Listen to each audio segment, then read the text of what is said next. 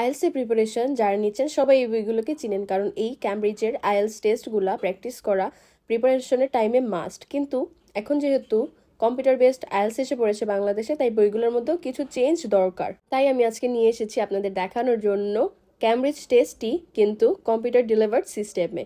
এই বইগুলা হলো কনফিডেন্ট পাবলিকেশনস থেকে পাবলিশ করা হয়েছে।